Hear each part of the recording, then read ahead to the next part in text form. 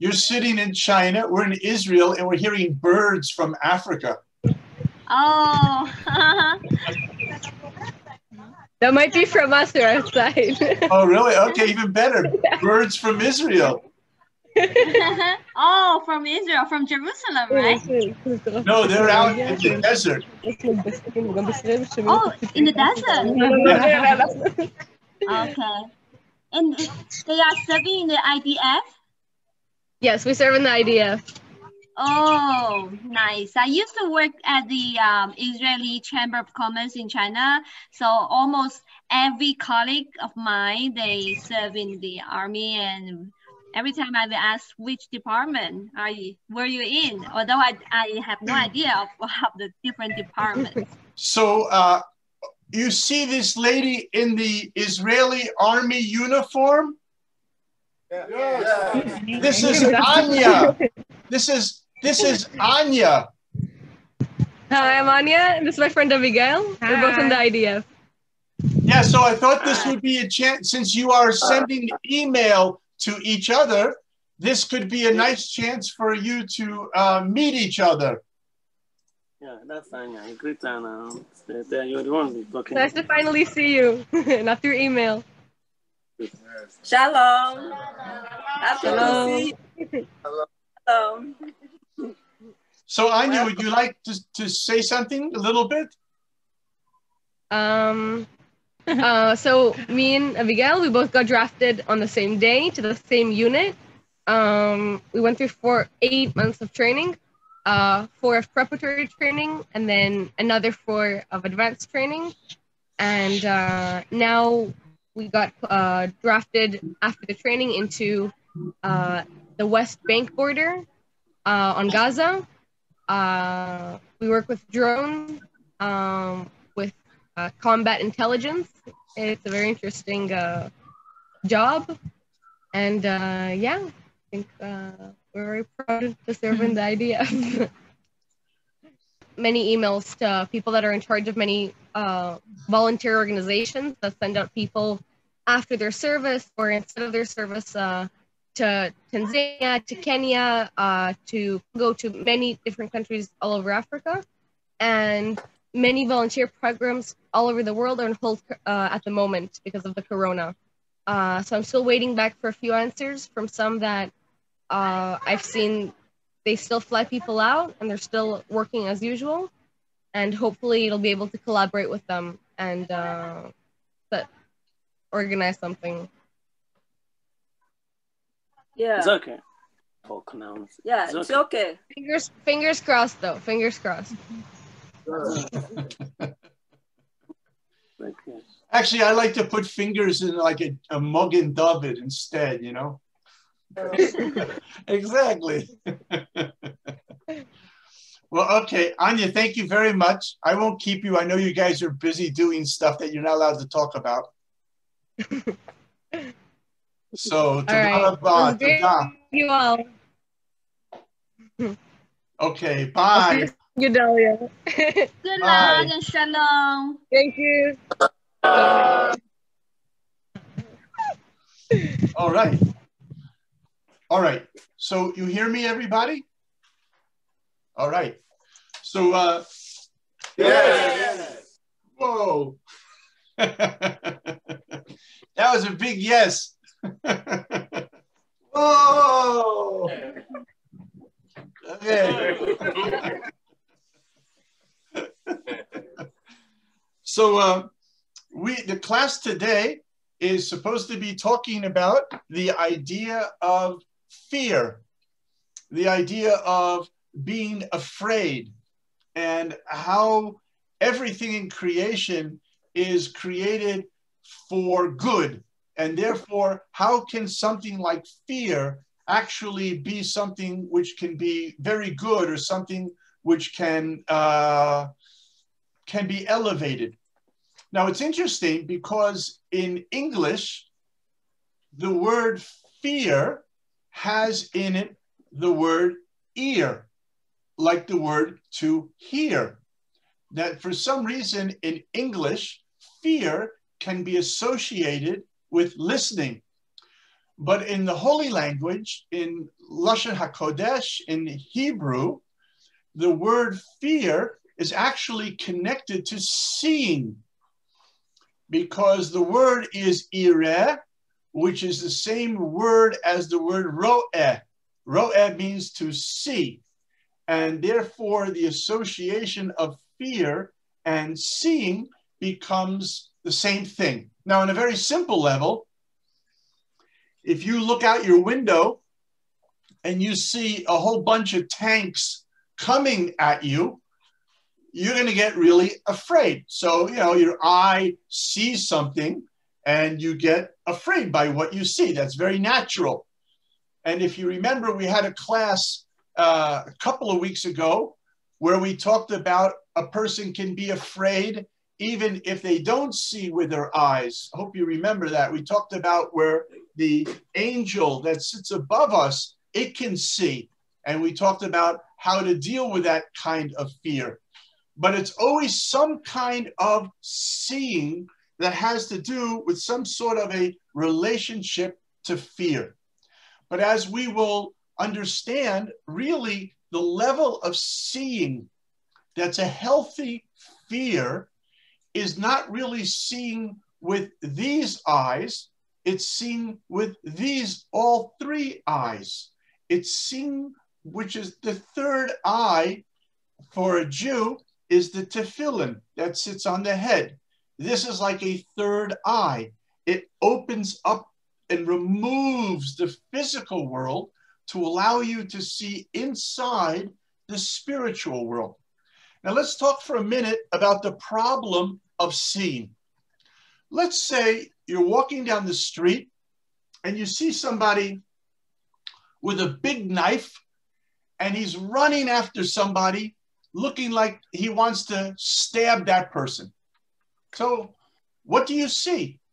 You see somebody and you think that the person with the knife is a murderer, a killer, and the person who's running away is an innocent person. And therefore, you might want to stop the person with a knife. You might want to save the life of the person who's running away. That's what you see. But maybe that's not what's happening. Maybe the person who's running away is a murderer who just killed somebody else. And now the person with a knife is a policeman who's trying to stop the murderer. So how do you know what you see? So the only way you can really know what you see is based on what you know. Sometimes, of course, we don't know what we see. Therefore, the whole key of understanding something is not actually just seeing it, it's understanding what we see. So therefore, let's go back to this story. On a simple level, just looking at the way it is, it looks like a murderer running after an innocent person. But when we apply wisdom, we found out that actually the one who we thought was innocent was actually guilty, is a murderer. And the one we thought was the murderer is actually the good guy. He's the police person or whatever who's coming to stop this murderer from killing other people. So what happens is the more that we know something, the higher level we see. Now, what happens when we have fear is two things can happen. One is, I should say this differently. There are two ways that we can see. We can see with our imagination, or we can see with our wisdom. Now, just because we see with our imagination does not mean that it is bad. It just means that it's not necessarily true.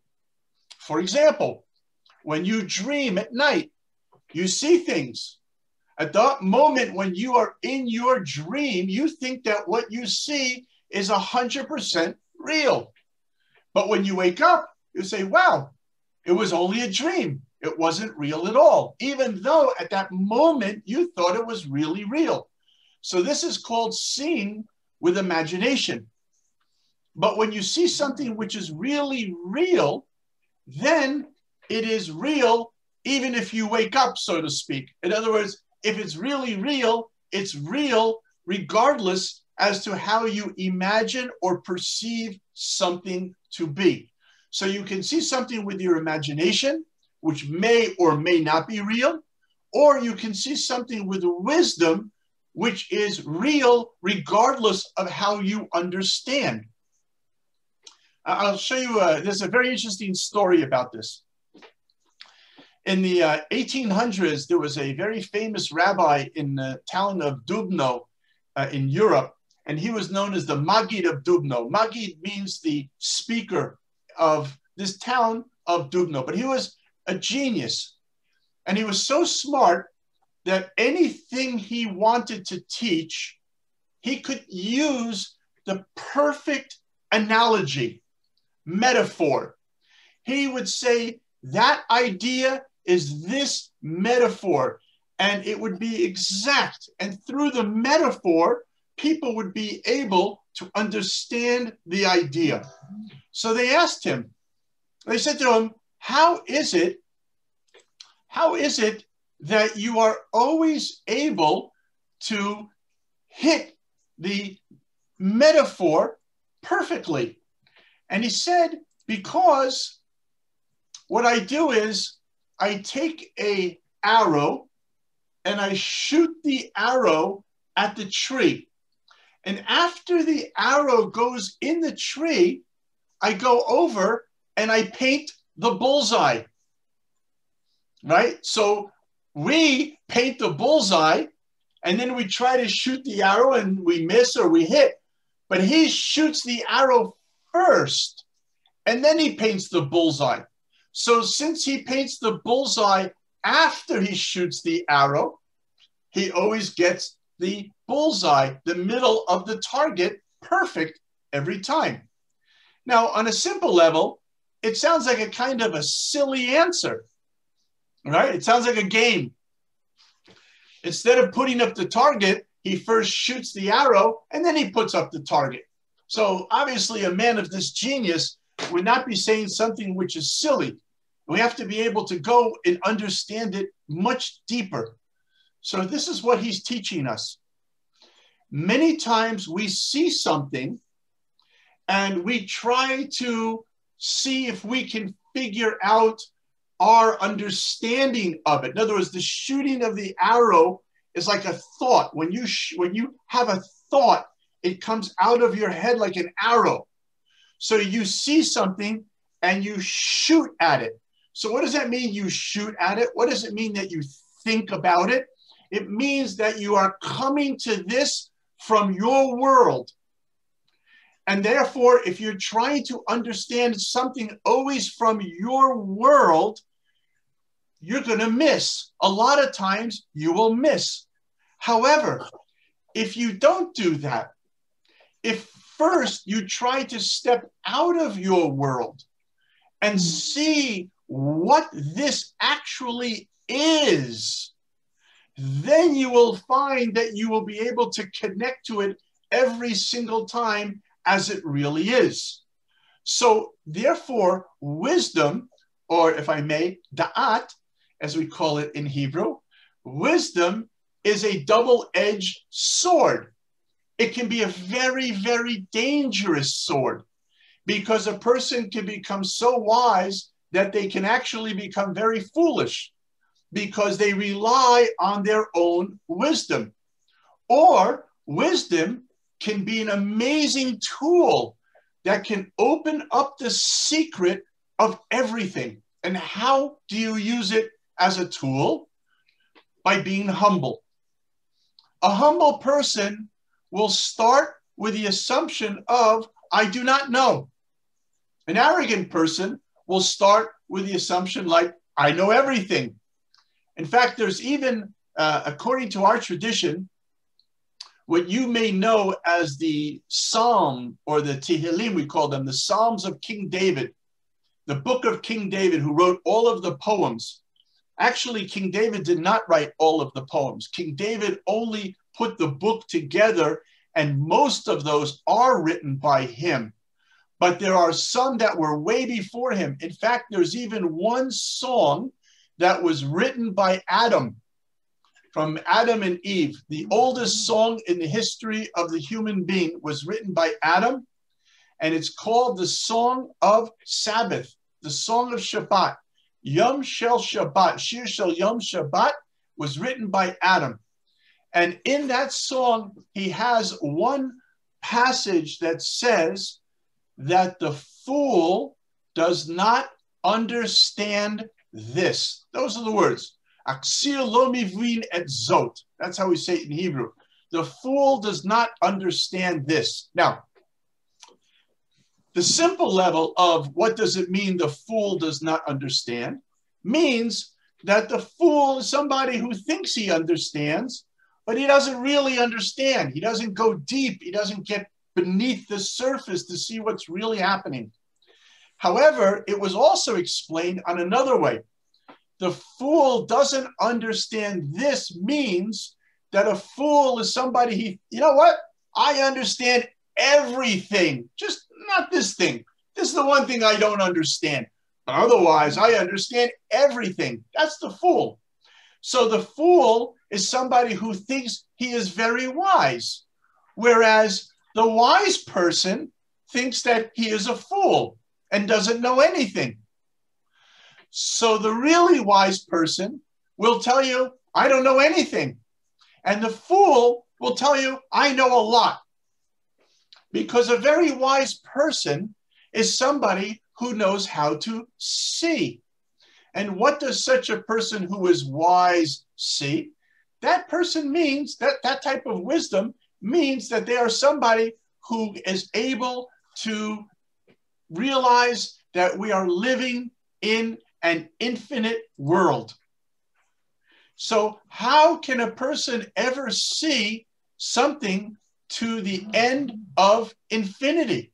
You can't. How can you see the end of infinity? So therefore, no matter what a person actually sees, they understand that they are again and again and again are only seeing a part. And therefore, when a person begins to see this, they begin to realize that there is something much greater than them. I'll give you an example.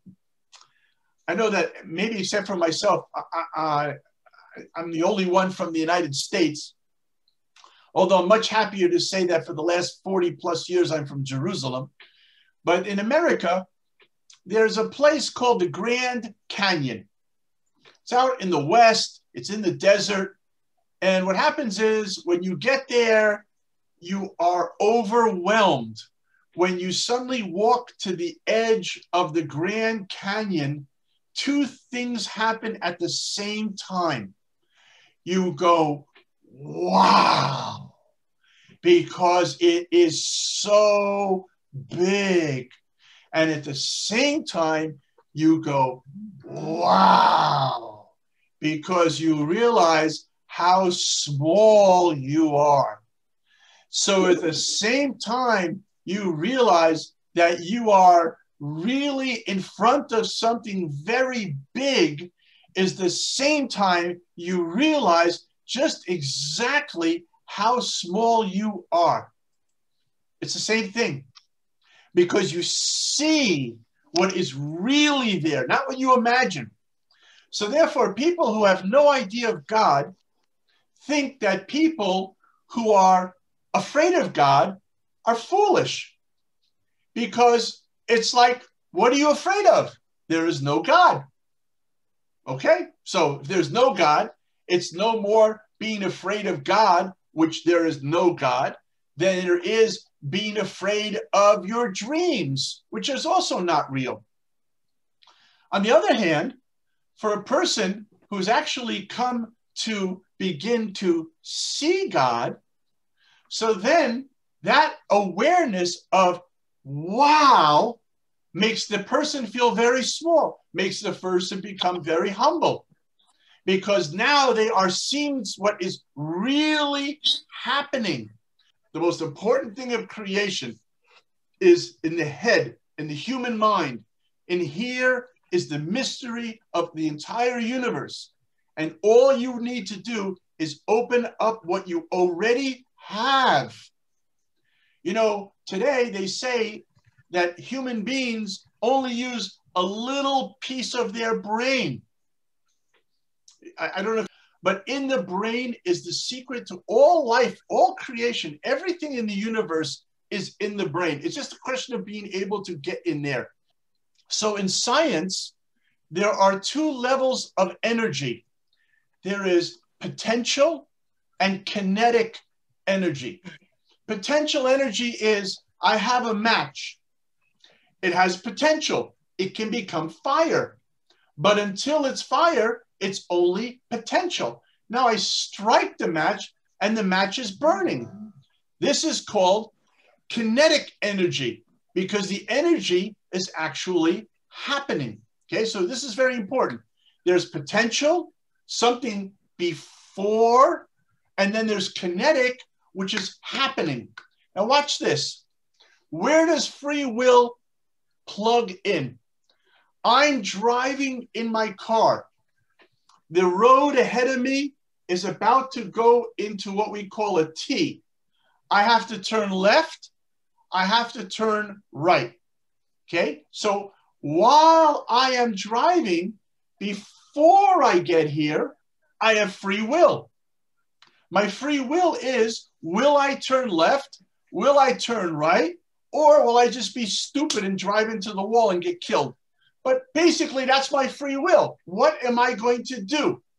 But at the moment I'm at the T, I have to do something from potential to actual. I either turn left or I turn right. But I can't turn left and right. I have to make a choice. But the moment I make the choice, I am committed to that choice. So now what's happening in this world is that every moment in life, I have a choice in front of me. That's our job. Our job is, if we simply look at this, we won't know what we're seeing, because maybe what we're seeing is the opposite, right? Like we said, we see the guy with a knife. That's what we see. We make an assumption on a superficial level, that guy's the bad guy. But when we look into it and we turn it upside down and then right side up, we say, wow, he was actually the good guy. Because we use our brain, we associate wisdom with what it is that we are actually seeing. This is the process that enables us to be able to come to that oneness. And that oneness is accomplished by seeing. And how do we know if we really see or not? The only way that we really know is if we have that sense of wow, of awe, because we are starting to remove, you know, in Judaism,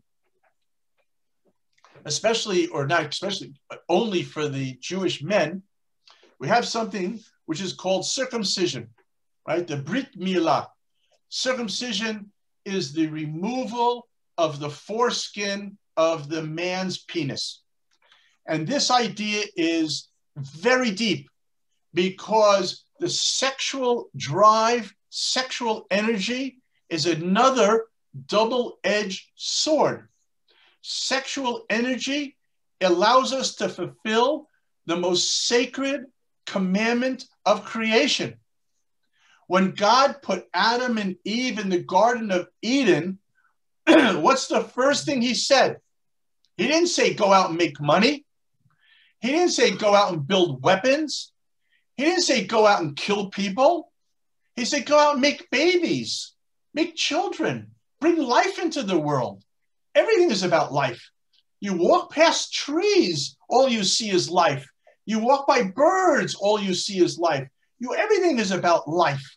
So God says, use this energy to be holy and make children. Build a family. And building a home. A home is like a furnace. It's an oven where you can put fire inside and cook. If you take the fire out of the oven, it burns down your house. If, God forbid, the sexual energy is misused, you can destroy marriages.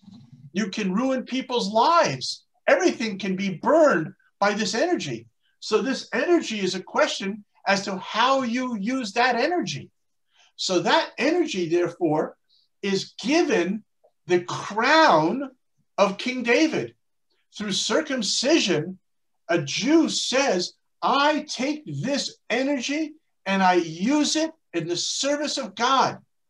That makes the most powerful fire energy in the world holy. That's huge. That's a tremendous thing. But it doesn't stop there. There's another 2 levels of circumcision. Now, again, these levels are only for metaphor, not real, okay? So there's a circumcision of the heart, not to be done at home. There's a circumcision of the eyes. But these mean that we, so to speak, cut off the layer that blocks our eyes and that which blocks our heart. And this is what we do. We play this game. We play this game of trying to let other people think that we are more than we are. I am Oz. I am rich. I have armies. I can hurt people. I can cheat people. I can steal. That's idolatry. To be human, to be who God created you to be, that's good enough. That's holy. Because God created you, created me, created everybody. If you could just understand that, how loved you are by God, because God created you. And here's a way to do that. And unfortunately, we have to hold up on the class today. But here's an amazing question. Many people like to say to other people, do you believe in God? And I think that's a stupid question. You know why? Who cares? Really? Who cares? Why would you care if another person believes in God or not? First of all, it's their private business. So put your nose back on your face and take it out of this other person's business. What do you care? You're going to love the person less if they tell you they don't love God? Are you kidding? You're kidding? Oh, he doesn't love God. Let's leave him out. He's a bad guy. He doesn't believe in God. Bad guy. Really? Let's take a look at something we just read on Shabbat. Abraham. Abraham comes and teaches the world there's one God. Abraham teaches the world about kindness and taking care of the poor and helping other people, right? And right around the corner from him is a community called Sodom and Gomorrah, which everything that community was about was the opposite of what Abraham taught. And all of a sudden, this community is captured in a war.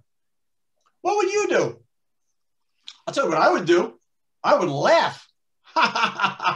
I told you you were wrong. I told you God would punish you. I told you you were bad, and now you're getting what you deserve. That's what I would have said.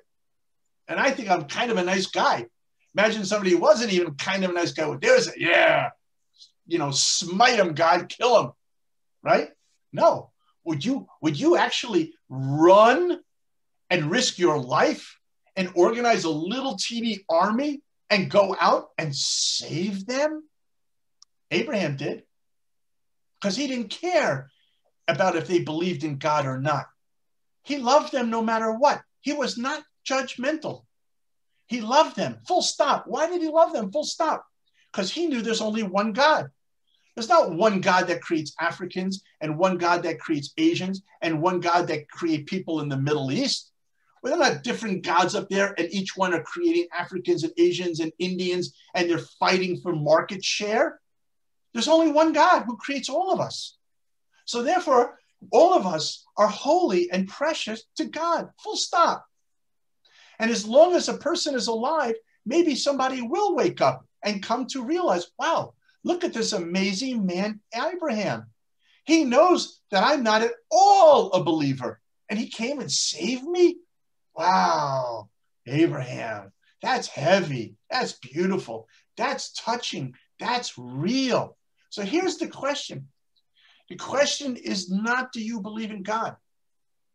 The question is, does God believe in you? Think about that. What does God see when he sees you or me or anybody? Is it like exciting? Is it great? Is it worthwhile? Did God take care of changing your diapers and helping you when you were a little girl and you fell off your bicycle, or you got punched in the face by a bad guy? Or, I mean, you're still here. God invested so much time. How much money do you have like electric bills, but do you get a bill for your blood circulation? Do you get a bill for how much oxygen you breathe? Do you get a bill for food that your body can digest? No, it's all a gift. So God invests your whole life, it gives you. So then the question is, what have I done? Have I claimed my soul? Have I, even if I have to be like Abraham against everybody in the world, I am willing to go against the whole world as long as I could be with God. That's called, not do I believe in God, but that shows that God believes in me. And therefore, this step towards that connection to God begins with using your sight with wisdom, not just what you see. Turn it over, turn it over, turn it over. Shoot the arrow first, see what you've hit, and discover the reality. Not what your imagination thinks it is, but what your wisdom understands it to really be. And the more that you do that, your eyes will open. And when they open, you will feel the wow. And as you feel the wow, you will feel the smallness. And when you realize just how small we are, right? So small and even smaller.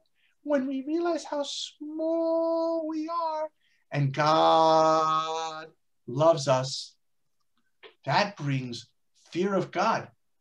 And once you fear God, you will never fear anything else in the world. You will not be afraid of somebody with more money than you. You will not be afraid of somebody who's more powerful than you. You could be respectful. You should be nice. You should be kind to everybody. But the only one that you will fear is God. And that's freedom. And that is coming to God. Because God created hide and go seek, and you figured out the answer and got back to the Aleph. So thank you, my wonderful friends from all over the world. And I love you all very much. And it's really such a blessing to connect with such unbelievable souls and lights. Sometimes when I see your problem is you just look at me. But my blessing is I get to look at all of you. So I think the next time I might have to put on sunglasses because there's a lot of light that comes over here. So anyhow, I'm very happy that you got to meet Anya, and I hope that you'll push her on the email. And Dot, I'll also send you connections if you'd like to know our IDF women. That would be super, super. And in the meantime, I look forward, God willing, to seeing everybody next Sunday. Ezrat Hashem. Thank you. Okay, thank you very much. Bye-bye. Bye. Bye.